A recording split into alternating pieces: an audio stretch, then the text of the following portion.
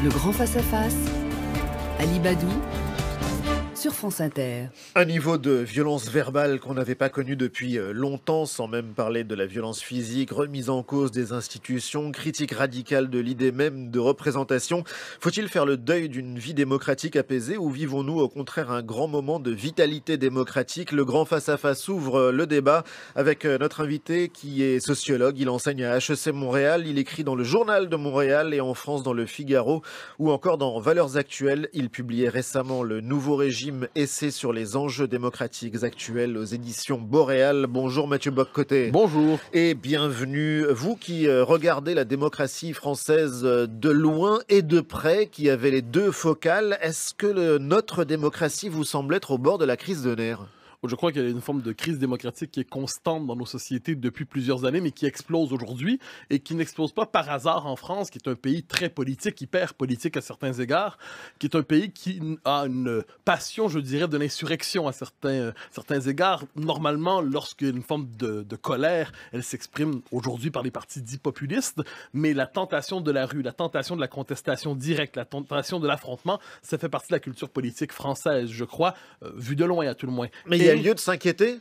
Oui et non, c'est-à-dire d'un côté, lorsqu'on voit les institutions affaiblies, doutées d'elles-mêmes, fragilisées, lorsqu'on sait qu'il y a un hélicoptère qui est prêt à exfiltrer le président de la République, ça, il y a de bonnes raisons de s'inquiéter. De l'autre côté, je pense qu'il y a aujourd'hui des catégories sociales qui longtemps ont été laissées de côté, en déshérence véritablement. Le fameux mouvement des Gilets jaunes, c'est ça, ce sont des catégories qui n'étaient pas représentées, qui n'étaient même pas représentables à certains égards. Pourquoi?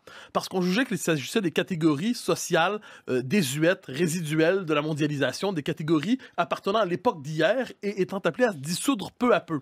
Or, ce que l'on voit, c'est que ces gens décident de s'exprimer et ils ne s'expriment pas dans les codes convenus de la représentation telle qu'on la pratique aujourd'hui, donc avec un mouvement, un syndicat, un parti. Donc voilà pourquoi c'est informe et voilà pourquoi ce mouvement me semble dire sa vérité davantage justement dans cette colère qui veut s'exprimer en tant que colère, davantage que par les revendications qui se sont accumulées au fil des semaines et qui étaient confuses, qui semblaient... C'est une forme de programme un peu hétéroclite, un peu bancal.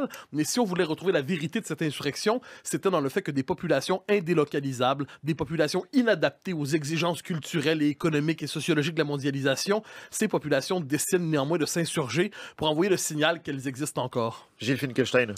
Alors, si je parle non pas des Gilets jaunes, mais de l'état de la démocratie.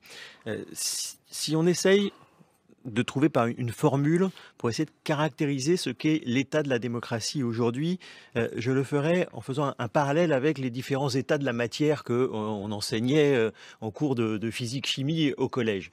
On a vécu, disons, au tournant des années 80, une démocratie à l'état solide, qui était structurée par deux camps dans lesquels les Français se reconnaissaient et qui était marquée par la fidélité électorale. Au tournant des années 2000, on est passé de l'état solide à l'état liquide. La démocratie, le clivage gauche-droite commençait à être relativisé, en concurrence avec d'autres clivages. Les comportements électoraux devenaient plus volatiles, mais le clivage gauche-droite continuait à structurer le débat. Avec la dernière élection présidentielle, on est passé de l'état liquide à l'état gazeux, qui a trois caractéristiques, et c'est marrant parce que Mathieu Bock-Côté vient de dire deux des mots de ces caractéristiques. Première caractéristique, il est informe, c'est-à-dire qu'il y a beaucoup de difficultés pour les citoyens de se repérer face à des clivages qui sont multiples. Il est instable. La volatilité électorale est absolument considérable. Dans les 100 derniers jours de l'élection présidentielle, 65% des Français ont changé au moins une fois, soit d'intention de vote, soit d'intention de voter. Et enfin, il est explosif avec un retour de la violence, une montée des populismes. On est donc à un moment, démocratie à l'état gazeux, qui est un moment évidemment qui est inquiétant et qui est un moment qui peut aussi être un moment de redéfinition. Mais il y a des de ce qu'est la populations qui ne démocratie. sont pas représentables, pour reprendre l'expression de Mathieu Bock-Côté, Gilles. Il y a des populations en tout cas qui ne sont pas représentées. Ça, c'est certain. C'est pas la même chose. Non, Ah, mais quand non, je dis Mathieu non Bock-Côté. représentable, c'est que j'entends, on ne voulait plus les représenter parce qu'on les considérait passés d'époque. Donc, c'était un reste, c'était un résidu. Ils traînaient, ils existaient encore un peu. De temps en temps, certains sociologues les nommaient, mais ces sociologues étaient accusés de flirter avec le populisme d'une manière ou de l'autre, ou certains géographes. Bon, et là, on constate qu'ils existent encore pour une raison toute simple. En dernière instance, le commun des mortels n'a pas pour vocation de suivre les exigences éthiques, esthétiques et politiques de la mondialisation. Vivre vivre chez soi demeure une aspiration toute simple, et c'est à tout le moins dans ses premiers moments dans le mouvement des Gilets jaunes, il ne demandait ni la gloire, ni la fortune, mais simplement, pour l'essentiel, une vie décente chez soi. Et ça, en tant que tel, cette revendication est un peu inaudible dans notre époque. Elle ne correspond pas, à tout le moins, aux horizons qui se dégagent dans notre temps. Natacha. Et je pense qu'en effet, il faut remonter aux années 90 et 2000 pour comprendre ce que nous vivons là. Je remonterai même un petit peu avant, puisqu'en France, il y a une spécificité qui est ce fameux tournant de 83, le tournant de la rigueur, qui raconte une partie de l'histoire de la gauche qui renonce à changer le monde, à changer la vie, et qui accepte les règles de la mondialisation et surtout la dérégulation telle qu'elle est en train de se mettre en place dans le reste des pays occidentaux. Et quand Gilles Finkelstein dit dans les années 90, il y avait 2 camps structurés, certes, mais dans les années 1990, c'est le moment où justement ces 2 camps structurés se rallient au projet européen en ce qu'il est l'acceptation du néolibéralisme. C'est-à-dire pas n'importe quel projet européen. Non, cette acceptation du libre-échange, de l'ouverture à tous les vents, de la libre circulation des hommes, des capitaux et des marchandises, l'acceptation du dumping social et du dumping fiscal. Et c'est pour ça que ces 2 camps ne représentent plus une part des populations qui, du coup, se désaffilient. Et on le voit monter petit à petit. Cette désaffiliation, on la voit. Certains ont cessé de voter. Quand on en est à 57% d'abstention à des élections législatives, comme ça a été le cas en 2017, on est dans un suffrage censitaire de fait, puisque ce sont les plus pauvres qui ne votent plus. Mais tout à coup, les moins pauvres de ces plus pauvres, c'est-à-dire les petites classes moyennes, se réveillent et viennent dire « mais nous sommes des citoyens, c'est à nous de décider ». Mathieu Bock-Côté. Et la fragilisation du clivage gauche-droite est repérable dès le début des années 90, en fait. C'est-à-dire avec le référendum, la question de l'Europe révèle d'autres clivages possibles lorsque se pose la question de la souveraineté. C'est le référendum de Maastricht, 2005 ensuite. Donc d'autres clivages apparaissent, la question du populisme apparaît déjà, et on se permet normalement de ne pas la traiter dans son originalité en voulant y voir une résurgence du fascisme, l'éternel retour du fascisme ou de l'extrême droite ou de la bête immonde. Donc lisant les événements nouveaux à partir de catégories désuètes, on ne comprend pas que dès ce moment, les catégories politiques généralement admises sont en train d'éclater ou à tout le moins de se décomposer. Ce qui ne veut pas dire, cela dit, qu'on est passé du clivage gauche-droite au clivage mondialiste, souverainiste, ainsi de suite. Mais plusieurs clivages aujourd'hui se superposent et aucun ne parvient vraiment à s'imposer définitivement. Gilles Finkelstein. Je suis d'accord. Je suis d'accord. C'est-à-dire, vous êtes d'accord avec la mise en cause de l'Europe et du fonctionnement de l'Union européenne sur quoi je suis d'accord et sur quoi je suis d'accord et sur quoi je ne suis pas d'accord.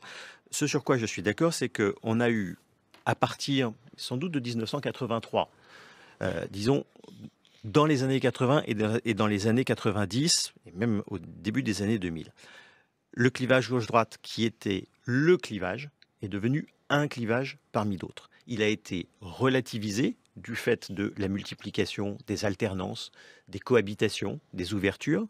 Il a été contesté par l'irruption de nouvelles questions, notamment de la question européenne, et il a été aussi transcendé, c'est-à-dire qu'il y a eu plusieurs moments où gauche et droite se sont rassemblés. C'est vrai sur des questions extérieures, je pense à la guerre en Irak, en Irak, ou c'est vrai de questions intérieures par rapport au Front National. Et donc, ce clivage gauche-droite qui, à la fin des années 70, au début des années 80, était une espèce d'absolu qui opposait sur tous les sujets 2 camps totalement délimités avec une frontière qui était imperméable. Oui. Ce moment-là, je ne sais pas si c'était un âge d'or, je n'en suis pas certain, mais ce moment-là est derrière nous. Et donc on a, et sur ce point je suis d'accord avec Mathieu Bock-Côté, une multiplicité de clivages qui viennent structurer ou déstructurer le débat public sans savoir aujourd'hui quel est le clivage central qui va l'emporter. Et le désaccord ? Le désaccord, il était notamment avec Natacha sur l'idée que gauche et droite se seraient ralliés exactement à la même chose. Je pense qu'en dépit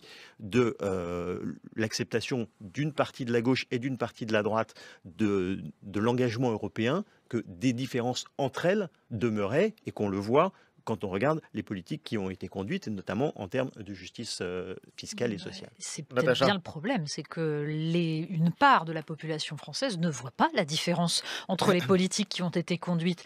Faisons le bilan du quinquennat de François Hollande. Mon ennemi, c'est la finance. D'accord, il suffisait de regarder son parcours politique pour savoir que ce n'était pas tout à fait le cas. Mais justement, les politiques qui ont été menées par la gauche et par la droite de gouvernement, parce qu'elles acceptaient ce cadre idéologique, ne pouvaient pas revenir sur un mouvement qui est un mouvement mondial de creusement des inégalités et de fragilisation des classes moyennes de tous les pays occidentaux. Mathieu Bock-Côté. Et dans la mesure où le clivage gauche-droite s'est maintenu, il a aussi changé de substance. C'est-à-dire, on est passé peu à peu, et pas seulement en France, des enjeux économiques aux enjeux sociétaux, aujourd'hui identitaires. Or, le fait est que ces questions, aujourd'hui, il y a aussi une forme de consensus pendant un temps, c'est-à-dire une forme de consensus libertaire, néo-68 heures, appelons ça comme on veut, et toute forme d'opposition à cette déconstruction, soit des référents culturels traditionnels, soit des valeurs traditionnelles et ainsi de suite, soit du cadre national, toute forme d'opposition significative ou substantielle était condamnée à être extrême droitisée. Et ça, je crois que c'était un des graves problèmes, non seulement en France, mais un peu partout dans le monde occidental, c'est-à-dire lorsque toute forme d'insécurité culturelle, d'insécurité sociétale est immédiatement pathologisée, est ensuite phobisée, et bien quand on est devant ça, le commun des mortels cherche finalement, réactive pour lui-même la fonction tribunicienne. Et ça, c'est un autre élément qui a recomposé le paysage politique ces dernières années, avec cette singularité qu'aujourd'hui, la fonction tribunicienne n'est plus la fonction tribunicienne, elle prétend devenir un des deux pôles de la vie politique, de la conquête du pouvoir. Et ça, je crois qu'Emmanuel Macron lui-même, lorsqu'il nous dit, il y a d'un côté la lèpre populiste et de l'autre côté le bel élan progressiste, il contribue à normaliser ce nouveau clivage. Ça, c'était avant lundi. C'était avant le discours de lundi. Oui, mais cela dit, il y a des Européennes qui s'en viennent dans quelques mois. Ouais. Or, le fait est que partout à travers l'Europe, parce que le mouvement des Gilets jaunes ne s'est pas imposé partout en Europe, cette espèce de pôle nouveau, où d'un côté, une forme de progressisme incandescent nous dit le fascisme revient, et de l'autre côté, des mouvements populistes disent nous sommes les seuls vrais démocrates, et bien là, on est devant une forme de radicalisation de l'affrontement, et ce nouveau clivage apparaît. Les élections européennes sont favorables normalement à l'émergence de ces nouveaux clivages moins classiques. Il n'en demeure pas moins qu'il est difficile aujourd'hui de faire une forme de géographie politique assez exacte des nouveaux clivages qui traversent la démocratie européenne. Mais est-ce que vous diriez, les uns et les autres, qu'il y a une extrémisation de la vie politique en France, Natacha? Il y a une radicalisation indéniable et de la part de tous les camps politiques. C'est-à-dire que chacun est en train petit à petit de devenir incapable de débattre avec quiconque ne pense pas totalement comme lui. Moi, je pense que c'est un phénomène extrêmement inquiétant. Et c'est là où l'on peut dire que la démocratie est malade, c'est qu'on a un éclatement de la communauté nationale et une incapacité à accepter que la démocratie, c'est le débat civilisé. Mais il m'arrive de croire, et surtout de craindre, en fait, que la démocratie apaisée était une parenthèse dans notre histoire, et une parenthèse qui se ferme, c'est-à-dire la condition naturelle du politique, généralement, ce n'est pas le débat civilisé, apaisé. Hélas, ce sont les passions, ce sont les affects, c'est toujours la tentation du débordement, sinon vers la violence, à tout le moins vers la violence verbale. Le politique, sur le temps long de l'histoire, relève davantage du langage de la passion que du langage du débat rationnel. Or, il est possible qu'aujourd'hui, on assiste, parce que les questions qui surgissent dans l'espace public ne sont plus des questions gestionnaires de simple répartition de la richesse. Les questions qui émergent sont des questions identitaires, affectives, qui touchent à l'existence même de nos pays. La question de l'immigration en est probablement l'exemple le plus marqué, la question du multiculturalisme. Donc, devant cela, il est plus difficile d'avoir une démocratie apaisée à l'ancienne. Gilles. Alors, 3 remarques. 1, radicalisation, extrémisation. Oui, radicalisation, Natacha a raison. Radicalisation du débat public, c'est l'idée même du compromis qui devient de plus en plus insupportable. Avec un contrepoint quand même, cette semaine, il y a eu les élections professionnelles, les élections syndicales. C'est la CFDT qui est le syndicat du compromis qui... rupture historique et le syndicat qui, c'est le paradoxe, qui arrive en tête. Donc, quand même paradoxe. Deuxième remarque, est-ce qu'il y a une indifférenciation, pour revenir sur ce que disait Natacha, indifférenciation des politiques publiques parce qu'elles sont dans le même cadre? Que la perception soit celle que vous dites, sans aucun doute. Que la réalité soit celle que vous dites, là, pour le coup, on peut en douter. Il suffit de regarder ce qu'ont été les politiques fiscales de Nicolas Sarkozy, de François Hollande et d'Emmanuel Macron pour voir que, y compris en termes de résultats sur les inégalités de revenus, il y a des différences durant le quinquennat de François Hollande, qui souffre de beaucoup de faiblesses par ailleurs, mais les inégalités de revenus ont diminué.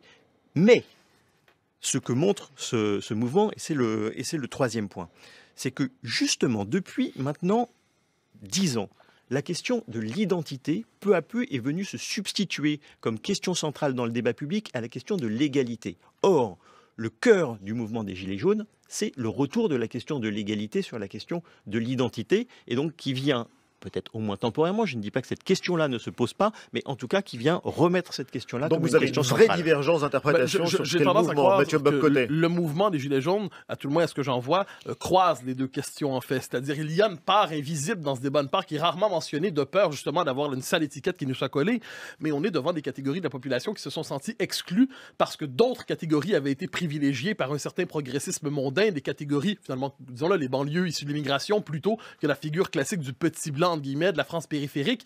Et si on ne tient pas compte de cette dimension, si on veut voir dans le mouvement des Gilets jaunes... Si c'est invisible, comme quand on parle de majorité silencieuse, c'est très compliqué. On a l'impression que vous surinterprétez le phénomène. Alors ça, je suis d'accord, il y a eu un problème de surinterprétation de ce mouvement, mais quand on entend appelons ça le sous-texte du propos, d'ailleurs même Emmanuel Macron a senti le besoin de le mentionner. Il a fait un petit clin d'œil dans son discours. Rares sont ceux qui l'ont noté, mais quand il a parlé d'identité, de laïcité, oui, d'identité profonde, d'immigration, de laïcité, il laissait comprendre, il envoyait le signal qu'il savait que le mouvement ne se limitait pas à une simple question sociale de pouvoir d'achat, qu'il y avait aussi à travers ça une partie de la population qui se sent exclue, méprisée, et qu'on peut d'ailleurs mépriser ouvertement sans en payer le prix très souvent. C'est la fameuse image du diesel, fumeur de clopes, et ainsi de suite. Il était bien vu pendant longtemps de mépriser le français de base, disons ça comme ça. En ce moment, le mépris explose.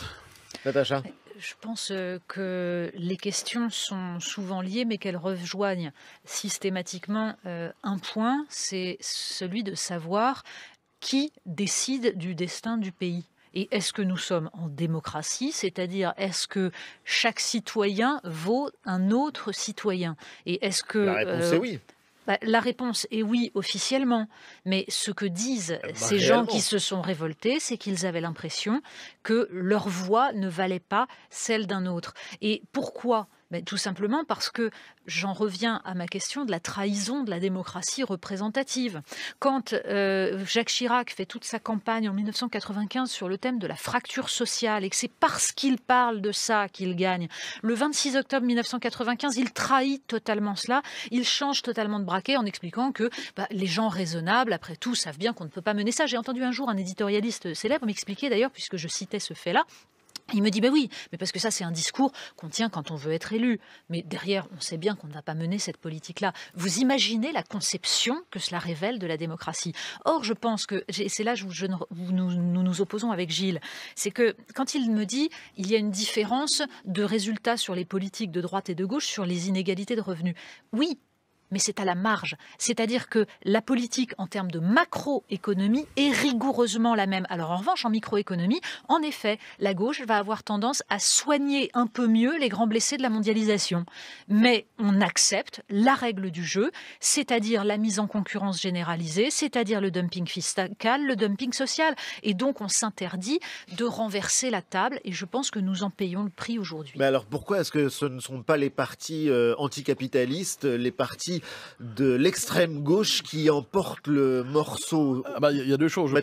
D'abord et avant tout, je crois j'y reviens, vous me pardonnerez, mais la fameuse question identitaire est plus présente qu'on veut bien le dire dans tout cela. Et des partis qui sont dans une forme de rhétorique insurrectionnelle, partis de gauche, surtout d'extrême gauche dans les circonstances, mais qui ont historiquement marqué une forme de dédain envers ces préoccupations, sont mal préparés pour les canaliser, qu'on le veuille ou non. Ensuite, aujourd'hui... Mais ils portent l'idéal révolutionnaire. Oui, une forme de révolution incandescente et désincarnée. Alors que de l'autre côté, aujourd'hui, la question du peuple, la question de la nation, elle est partout présente. Et si on ne veut pas la nommer parce qu'on ne la croit pas hygiénique, et c'est le cas de certains, je peux le comprendre, mais si on ne veut pas la nommer parce qu'on ne la croit pas hygiénique, on se condamne à ne pas comprendre ce qui se passe. Ce n'est pas le peuple désincarné qui se lève ou qui s'insurge, c'est aussi le peuple français, tout comme il y aura ensuite le peuple grec, allemand, espagnol, faites la liste de ce que vous voulez. Donc, si on ne tient pas compte de cette dimension, et qu'on le veuille ou non, les partis qui aujourd'hui envoient des signaux favorables à la question identitaire, ce sont les partis populistes contestataires. Nul besoin de les apprécier pour le constater. Moi, je ne parlerai pas tant de la question identitaire que de la question républicaine. C'est-à-dire que je pense que ces populations qui sont des petites classes moyennes,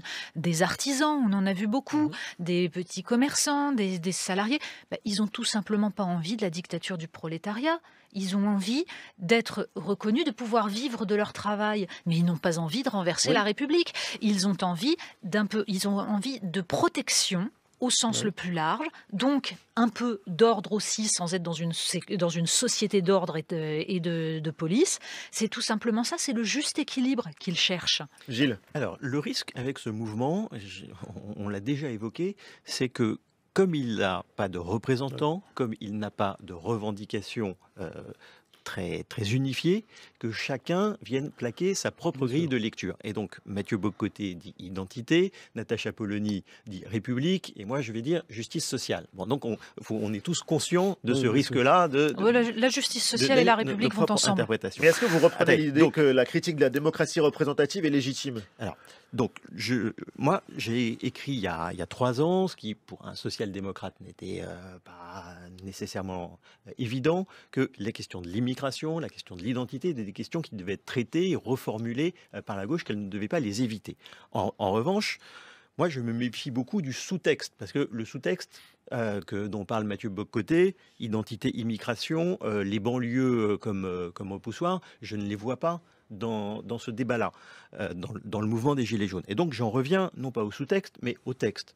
2 grandes questions, la justice sociale, la démocratie. La démocratie, le débat s'ouvre. La justice sociale, ce qui est nouveau dans la manière dont est abordé ce débat, c'est qu'il y a 10 ans, ce qui singularisait cette France on appelait ça la France des petits moyens.